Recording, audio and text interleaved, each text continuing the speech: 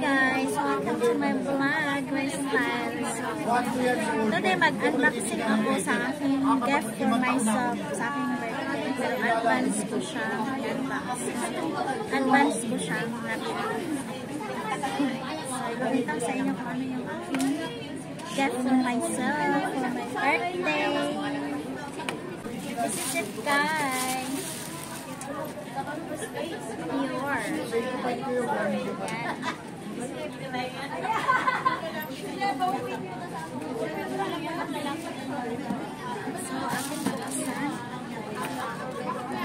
I'm so happy. Meron pa siyang pa-card. Ara? Nalaglag.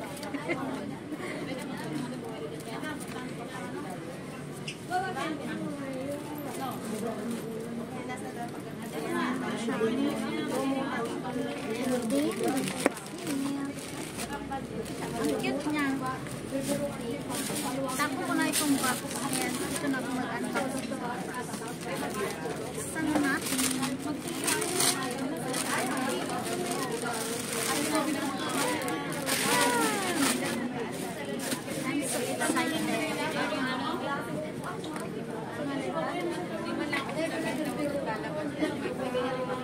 Ayan na siya.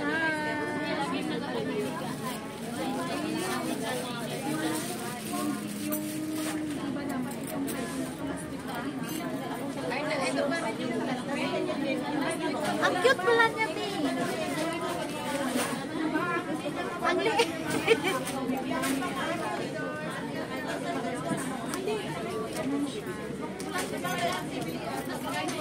Ang liit niya, Bi.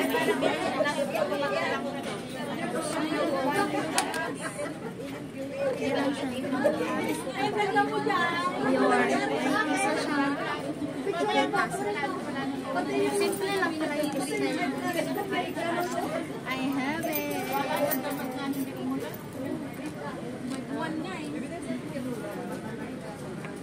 Tapos, yung next ko na ipapakita sa inyo, meron pa akong gift sa dalawa to. Yung isa is, laki na ating braso. Yung isa is, Chanel na ano, Chanel na eyeglass. meron pa siyang lagayan. Tapos gusto mo ng box. Ayan siya. Kulay pink.